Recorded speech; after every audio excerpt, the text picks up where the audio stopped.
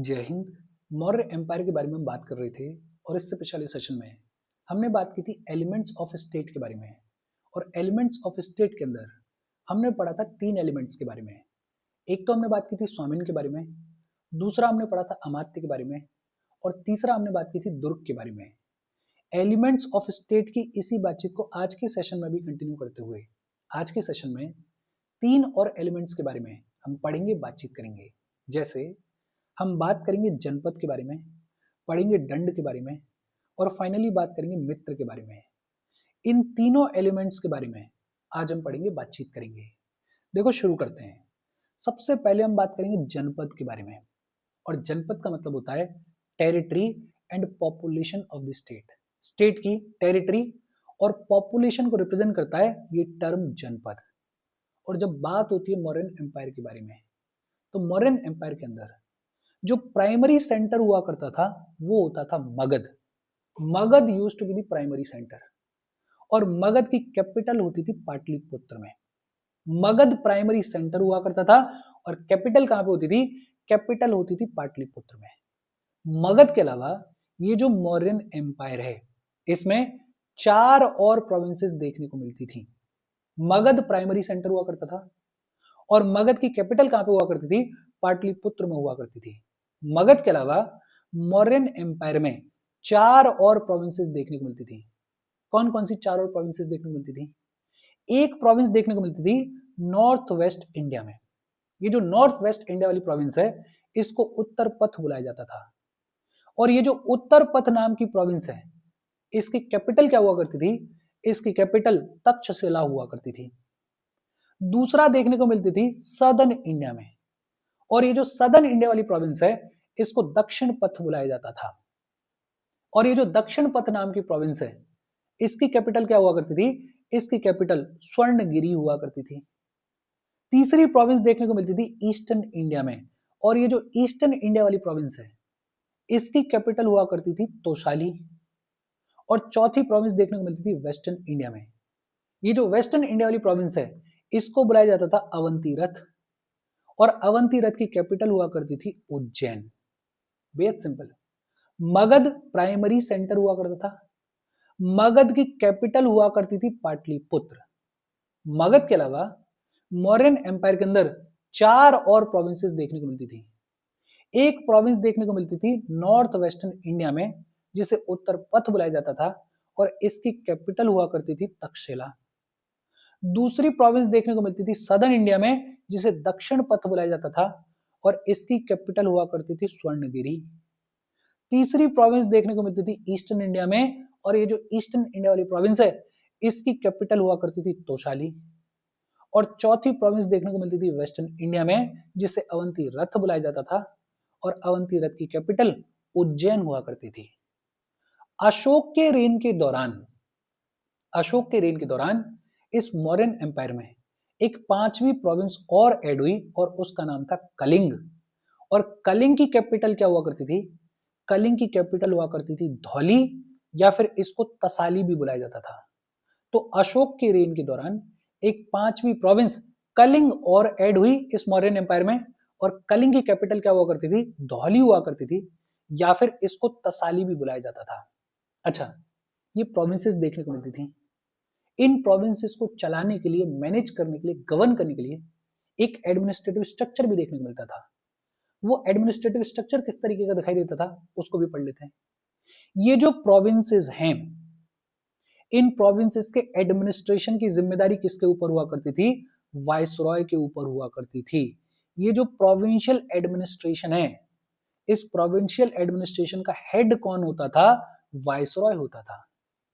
और ये जो वाइसरॉय है इसकी जिम्मेदारी होती थी प्रोविंसेस में लॉ एंड ऑर्डर को मेंटेन करना। इस वाइसरॉय की जिम्मेदारी होती थी कि इन प्रोविंसेस से टैक्सेस को कलेक्ट करना। यूजुअली रॉयल फैमिली के किसी प्रिंस को, किसी कुमार को, किसी आर्य पुत्र को वाइसरॉय बनाया जाता था। और ये जो वाइसरॉय होता था इसको असिस्ट करने के लिए, इसकी मदद करने के लिए महामताज हुआ करते थे और काउंसिल ऑफ मिनिस्टर्स हुआ करते थे। तो हेड ऑफ प्रोविंशियल एडमिनिस्ट्रेशन कौन हुआ करता था? वाइसरॉय हुआ करता था।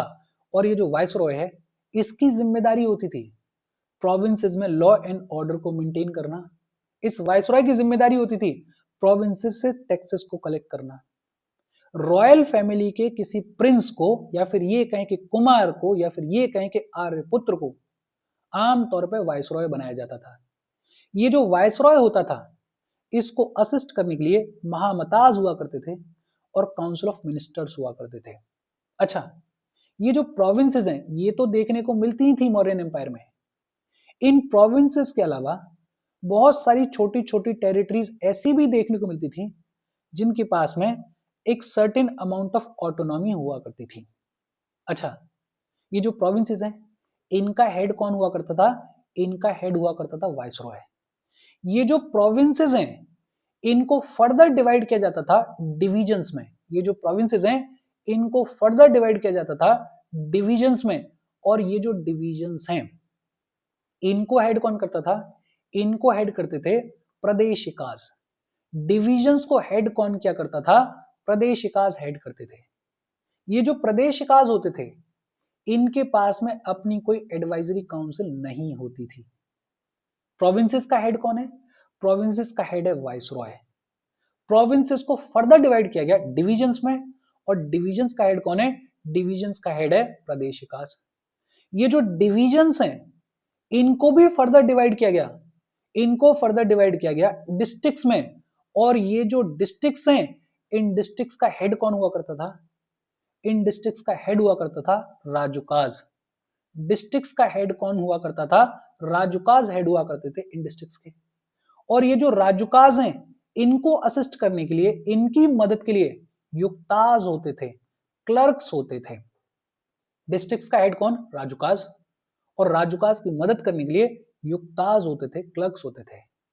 ये जो डिस्ट्रिक्ट्स हैं इनको फर्दर डिवाइड किया जाता था 5 या फिर 10 विलेजेस के ग्रुप्स में।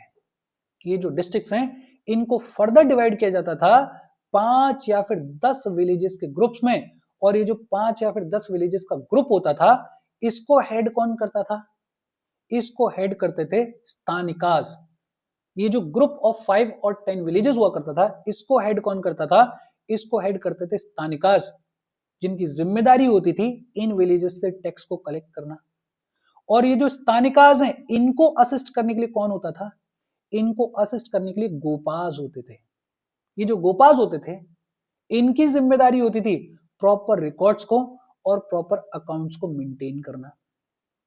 सिटी के अंदर जो एडमिनिस्ट्रेटिव चीफ हुआ करता था, शहर के अंदर जो एडमिनिस्ट्रेटिव चीफ हुआ करता था उसको क्या बुलाया जाता था? उसको नागरिका बुलाया जाता था। ये 2-3 टर्म्स दिए गए अलग से, तो इनके बारे में पढ़ लो। सिटी का जो एडमिनिस्ट्रेटिव चीफ हुआ करता था उसको क्या बुलाया जाता था? उसको नागरिका बुलाया जाता था। जो सिटी जज होता था उसको क्या बुलाया जाता था? उसको प्रदेश था बुलाया जाता था। प्रदेश था बुलाया जाता था सिटी जज को। और सिटी में जो पुलिस चीफ हुआ करता था उसको क्या बुलाया जाता था? उसको रक्सिन बुलाया जाता था। रक्सिन बुलाया जाता था सिटी के पुलिस चीफ को। सिटी का जो एडमिनिस्ट्रेटिव चीफ हुआ करता था उसको क्या बुलाया जाता था? उसको नागरिका बुलाया जाता था। जो सिटी का जज हुआ करता था उसको प्रदेश था बुलाया जाता था, और जो सिटी का पुलिस चीफ हुआ करता था उसको रक्सिन बुलाया जाता था। देखो, इजी और सिंपल सी बातचीत है।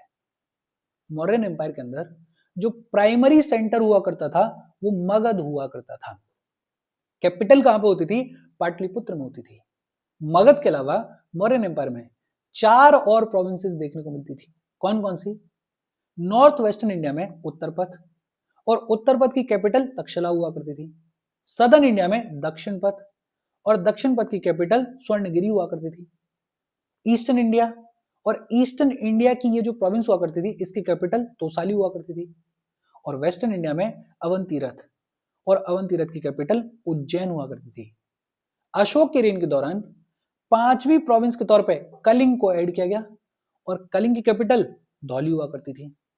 ये जो प्रोविंसेस हैं इनका एडमिनिस्ट्रेशन किस तरीके से दिखाई देता था? देखो, सबसे ऊपर है प्रोविंसेस, और ये जो प्रोविंसेस हैं इनको हेड कौन करता था? इनको हेड करता था वाइसरॉय। ये जो वाइसरॉय है इसको असिस्ट करने के लिए महामताज हुआ करते थे, इसको असिस्ट करने के लिए काउंसिल ऑफ मिनिस्टर्स हुआ करते थे। ये जो प्रोविंसेस हैं इनको फर्दर डिवाइड किया गया डिविजन्स में, और ये जो डिविजन्स हैं इनको हेड कौन करता था? इनको हेड करते थे प्रदेशिकाज। और ये जो प्रदेशिकाज हैं इनके पास में अपनी कोई एडवाइजरी काउंसिल नहीं होती थी। ये जो डिविजन्स हैं इनको फर्दर डिवाइड किया जाता था डिस्ट्रिक्ट्स में, और ये जो डिस्ट्रिक्ट्स हैं इनको हेड कौन करता था? इनको हेड करते थे राजुकाज।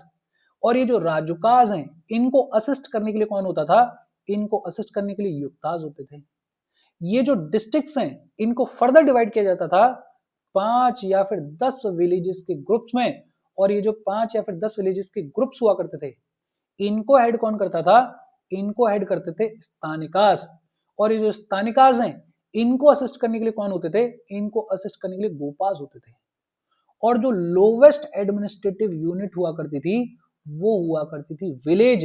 विलेज जो है वो लोवेस्ट एडमिनिस्ट्रेटिव यूनिट हुआ करती थी। और ये जो विलेज है इसको हेड कौन करता था? इसको ग्रामीणी हेड करता था, या इसको ग्रामिका हेड करता था। विलेज को हेड कौन करता था? ग्रामीणी या फिर ग्रामिका हेड करता था। और ये जो ग्रामीणी है ये काम करता था on the consultation of, on the advice of ग्राम वृद्धास। बेसिकली विलेज एल्डर्स की एडवाइस पे, विलेज एल्डर्स से कंसल्ट करने के बाद फंक्शन करता था ये ग्रामीणी। तो जो लोवेस्ट एडमिनिस्ट्रेटिव यूनिट हुआ करती थी वो विलेज हुआ करती थी, और विलेज को हेड कौन करता था? ग्रामीणी हेड करता था। और ये जो ग्रामीणी है इसको असिस्ट करने के लिए ग्राम वृद्धास हुआ करते थे, विलेज एल्डर्स हुआ करते थे। ये जितनी भी बातचीत हमने की इसको इतने से टर्म्स में सम अप करके देखा जा सकता है। मेन बात तो यही है ना कि एडमिनिस्ट्रेटिव स्ट्रक्चर किस तरीके का दिखाई देता था। सबसे ऊपर प्रोविंसेस हुआ करते थे। प्रोविंसेस को हेड कौन करता था? वाइसरॉय हेड करता था। वाइसरॉय को असिस्ट करने के लिए महामताज हुआ करते थे, काउंसिल ऑफ मिनिस्टर्स हुआ करते थे। बाकी छोटी छोटी चीजें कि यूजुअली रॉयल फैमिली के प्रिंस को, कुमार को, या फिर ये कहें कि आर्य पुत्र को वाइसरॉय बनाया जाता था। इन प्रोविंसेस के नीचे डिविजन्स देखने को मिलते थे, और डिविजन्स को हेड कौन करता था? प्रदेशिकाज हेड किया करते थे।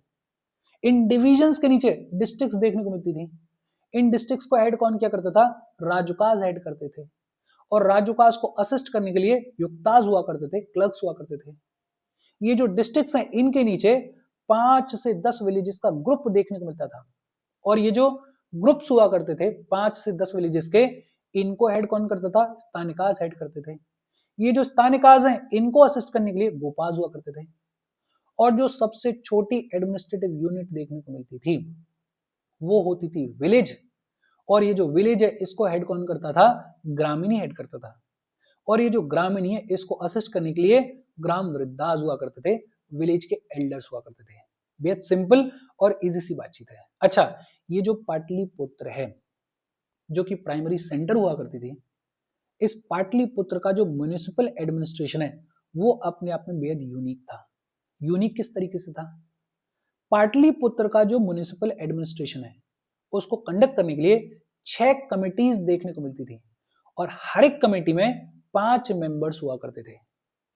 पाटलिपुत्र के म्युनिसिपल एडमिनिस्ट्रेशन को कंडक्ट करने के लिए 6 कमिटीज देखने को मिलती थी, और हर एक कमेटी में 5 मेंबर्स हुआ करते थे।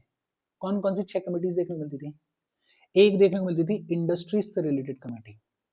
और ये जो इंडस्ट्रीज वाली कमेटी है इसका काम क्या होता था कि प्रोडक्शन किस तरीके का हो रहा है, रॉ मटेरियल की क्वालिटी क्या है, कितना प्रोडक्शन हो रहा है, उस सबसे डील करती थी ये इंडस्ट्रीज वाली कमेटी। दूसरी फॉरेनर्स वाली कमेटी हुआ करती थी। और ये जो फॉरेनर्स वाली कमेटी है इसका काम क्या होता था कि जो फॉरेनर्स हैं उनके साथ में कुछ गलत ना किया जाए, उनके साथ में कुछ गलत ना हो, वो एंश्योर करना काम था इस फॉरेनर्स वाली कमेटी का। तीसरी वाइटल स्टैटिक्स की कमेटी हुआ करती थी। कितने लोग पैदा हुए उनका रजिस्ट्रेशन, कितने लोगों की डेथ हुई उनका रजिस्ट्रेशन, ये पूरी जानकारी रखना किसका काम था? ये वाइटल स्टैटिक्स वाली कमेटी का। चौथी trade, commerce and market regulations की कमेटी हुआ करती थी। किन चीजों में ट्रेड किया जाएगा, ट्रेड में क्या स्टैंडर्ड रहेगा, वेट्स एंड मेजर्स का क्या स्टैंडर्ड रहेगा, मार्केट रेगुलेशंस किस तरीके से लगाए जाएंगे, वो सब किसका काम था? इस trade, commerce and market regulations की कमेटी का। इसके बाद मैन्युफैक्चर्ड आर्टिकल्स की एक कमेटी हुआ करती थी। किन आर्टिकल्स को मैन्युफैक्चर किया जा रहा है, कहीं जो पुराना वाला लॉट है उसको नए वाले लॉट के साथ में मिक्स तो नहीं किया जा रहा है। ये सब कुछ इंश्योर करना किसका काम था, इस मैन्युफैक्चर्ड आर्टिकल्स वाली कमेटी का। और लास्ट कमेटी होती थी टैक्स कलेक्शन की। तो ये जो पाटलिपुत्र है इसका म्युनिसिपल एडमिनिस्ट्रेशन अपने आप में बेहद यूनिक था। इस म्युनिसिपल एडमिनिस्ट्रेशन को कंडक्ट करने के लिए 6 कमेटीज देखने को मिलती थी और हर एक कमेटी में 5 मेंबर्स देखने को मिलते थे। कौन कौन सी 6 कमेटीज, एक इंडस्ट्री, दूसरी फॉरेनर्स, तीसरी वाइटल स्टैटिक्स, चौथी trade commerce and market regulations, पांचवी मैन्युफैक्चर्ड आर्टिकल्स और छठवीं टैक्स कलेक्शन। इजी और सिंपल सी बातचीत है। इसमें प्राइमरी आपको ये याद रखना है, बस ये 5 चीजें याद रख लो, बाकी ये पूरी स्लाइड कवर हो जाएगी। होपफुली यहां तक चीजें आपको समझ में आई होंगी। हम आगे बढ़ें उससे पहले वीडियो पे लाइक के बटन को दबा दो। लाइक दबाना जरूरी है बिकॉज यूट्यूब ऐसे ही फंक्शन करता है। जब आप वीडियो पे लाइक के बटन को दबाते हो तो यूट्यूब वीडियो को कंसिडर करता है और थोड़ा सा पुश कर देता है। तो लाइक का बटन दबा दो, शेयर कर दो अपने सोशल मीडिया हैंडल्स पे, व्हाट्सएप वगैरह पे अपने फ्रेंड्स को। जो भी लोग इसमें इंटरेस्टेड है, इससे रिलेटेड पढ़ाई कर रहे हैं, उनको शेयर कर दो। अगर चैनल को सब्सक्राइब नहीं किया है तो फॉर श्योर चैनल को सब्सक्राइब कर लो। और अगर आप केपेबल हो, हेल्प करना चाहते हो, तो आप हमें हेल्प कर सकते हो by clicking on the join button, या फिर आप कंट्रीब्यूट भी कर सकते हो क्यूआर कोड को स्कैन करके। अच्छा, जनपद के बाद अगला एलिमेंट है दंड या फिर बल। दंड या फिर बल का मतलब है द जस्टिस सिस्टम। किसी भी स्टेट में एक जस्टिस सिस्टम देखने को मिलता है। और देखो, ये जो मौर्यन एम्पायर है इसमें king was the supreme authority of judicial administration. King all powerful होता था। किंग जो है वो हर एक चीज में सुप्रीम अथॉरिटी होता था। तो जुडिशियल एडमिनिस्ट्रेशन में भी सुप्रीम अथॉरिटी कौन होता था, किंग होता था। इनफैक्ट इंस्टेंसेस देखने को मिलते हैं जहां पे किंग जो है वो पर्सनली कई सारे केसेस की सुनवाई करता था, उन पे अपना जजमेंट देता था। और किंग जो है उसके सामने अगर कोई पेटिशन आई तो पेटिशनर्स को वेट नहीं करवाता था। लेकिन हाँ, किंग पूरा कामकाज नहीं देख सकता है, तो बहुत सारे जजेस भी देखने को मिलते थे। और जो जजेस होते थे उनको धर्मस्ताज बुलाया जाता था। क्या बुलाया जाता था, उनको धर्मस्ताज बुलाया जाता था। किंग सुप्रीम अथॉरिटी होता था, लेकिन किंग के अलावा जजेस भी देखने को मिलते थे। और ये जो जजेस हैं इनको क्या बुलाया जाता था, इनको धर्मस्ताज बुलाया जाता था। एक ऑफिशियल और देखने को मिलता था जिनको प्रदेश त्रीज बुलाया जाता था। ये जो प्रदेश त्रीज हैं इनका काम होता था क्रिमिनल्स को सप्रेस करना। जजेस को क्या बुलाया जाता था, जजेस को धर्मस्ताज बुलाया जाता था। और ऐसे ऑफिसर्स जिनका काम होता था सप्रेशन ऑफ क्रिमिनल्स, उनको क्या बुलाया जाता था, उनको प्रदेश त्रीज बुलाया जाता था। क्या बुलाया जाता था, प्रदेश त्रीज बुलाया जाता था। कुछ केसेस जो हैं वो विलेज के लेवल पर भी डिस्पोज कर दिए जाते थे। विलेज के एल्डर्स जो हैं वो सुनवाई करते थे और उन केसेस को विलेज के लेवल पे भी डिस्पोज कर दिया जाता था। आज भी देखने को मिलता है, गांव में अगर कोई छोटा मोटा झगड़ा हो जाए तो विलेज के एल्डर्स जो हैं वो बैठते हैं, पंचायत होती है और उस पंचायत में जो केस है उसको डिस्पोज कर दिया जाता है। तो पुराने दौर में भी ऐसा देखने को मिलता था। जितने भी प्रिंसिपल सेंटर्स देखने को मिलते थे मॉडर्न एम्पायर में, उनमें पुलिस हेडक्वार्टर्स देखने को मिलते थे। मतलब कानून व्यवस्था देखने को मिलती थी, पुलिस हेडक्वार्टर्स देखने को मिलते थे। जो प्रॉपर जेल हुआ करती थी उस प्रॉपर जेल को बंधन घर बुलाया जाता था। बंधन घर प्रॉपर जेल को बुलाया जाता था। और जो पुलिस का लॉकअप होता था उसको चारका बुलाया जाता था। प्रॉपर जेल को क्या बुलाया जाता था, बंधन घर बुलाया जाता था। और जो पुलिस का नॉर्मल लॉकअप होता था उसको चारका बुलाया जाता था। अच्छा, जिन लोगों को गिल्टी पाया जाता था उनके लिए जो पनिशमेंट्स होते थे वो बहुत ही सीवियर होते थे। जैसे गर्दन उड़ा दी जाती थी, जैसे हाथ पैरें उनको काट दिया जाता था, जैसे हैवी फाइन्स लगाए जाते थे। तो ऐसे हैवी पनिशमेंट, सीवियर पनिशमेंट्स दिए जाते थे गिल्टी लोगों के लिए। लेकिन पनिशमेंट किस तरीके का दिया जाएगा वो डिपेंड करता था कि क्राइम की ग्रेविटी क्या है, क्राइम को किन सर्कमस्टेंसेस में किया गया है। और जो सबसे इंपॉर्टेंट चीज है, वर्ण को भी देखा जाता था। जो हायर वर्ण के लोग हुआ करते थे उनके प्रति थोड़ा लीनियंसी दिखाई जाती थी, उनके प्रति थोड़ा छूट दिखाई जाती थी। और जो सो कॉल्ड लोअर वर्ण के लोग हुआ करते थे उनके प्रति स्ट्रिक्टनेस दिखाई जाती थी। हालांकि अशोक का जो पिलर एडिक्ट है 4th नंबर का, वो बात करता है कि भाई हमने समता को, हमने फेयरनेस को इंट्रोड्यूस कर दिया था जुडिशियल प्रोसीजर्स में। अशोक का जो पिलर एडिक्ट है 4th, वो बात करता है कि हमने समता को, हमने फेयरनेस को इंट्रोड्यूस कर दिया था इन जुडिशियल प्रोसीजर्स, मतलब वर्ण वगैरह मैटर नहीं करता था, लेकिन फिर भी वर्ण को कंसीडर किया जाता था। ये जो अशोक का पिलर एडिक्ट है फोर्थ, इसमें ये भी बताया गया है कि अगर किसी को डेथ पेनल्टी दी गई है तो डेथ पेनल्टी के अगेंस्ट में अपील करने के लिए उसके पास में 3 दिन का टाइम है। और ये क्या दिखाता है कि अशोक के रेन के दौरान ये जो मौर्यन एम्पायर है इसके अंदर डेथ पेनल्टी का भी प्रोविजन देखने को मिलता था। तो अगर कोई पूछ ले कि क्या मौर्यन एम्पायर में डेथ पेनल्टी देखने को मिलती थी, तो आपका जवाब है हाँ। और जानकारी कहां से मिलती है? अशोक के पिलर एडिक्ट 4 से हमें जानकारी मिलती है।